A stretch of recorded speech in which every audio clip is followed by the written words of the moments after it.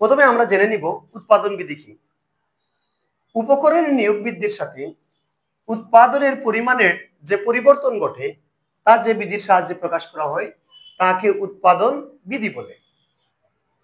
আমি ব্যাখ্যাটা দিতেছি। উপকরণের নিয়োগ বৃদ্ধির সাথে আমরা জানি উৎপাদনের উপকরণ চারটি: ভূমি, শ্রম, মূলধন, সংগঠন। উৎপাদনের উপকরণ কয়টি? চারটি: ভূমি, শ্রম, মূলধন, সংগঠন।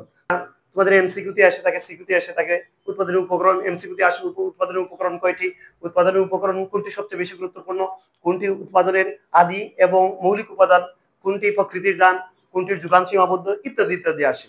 তাই আমি পূর্বে এই উৎপাদনের উপকরণ নিয়ে বিস্তারিত আলোচনা করেছি। তাহলে যে উৎপাদনের যে উপকরণ, আমরা জানি উৎপাদনের উপকরণ চারটি: ভূমি, শ্রম, মূলধন, সংগঠন।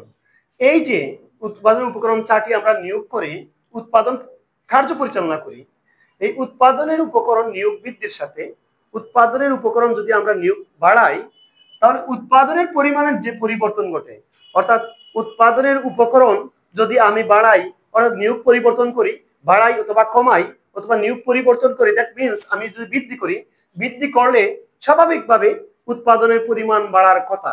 যদি উৎপাদনের উপকরণ বৃদ্ধির সাথে উৎপাদনের পরিমাণ যে পরিবর্তন ঘটে, অবশ্যই ঘটবে, কারণ উপকরণ নিয়োগ যখন বাড়াবো তখন উৎপাদনের পরিমাণের পরিবর্তন ঘটে।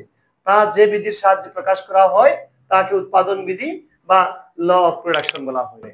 আবার বলছি, উপকরণ নিয়োগ বৃদ্ধির সাথে উৎপাদনের পরিমাণের যে পরিবর্তন ঘটে, স্বাভাবিকভাবে উপকরণ নিয়োগ করলে উৎপাদনের পরিমাণও বাড়বে।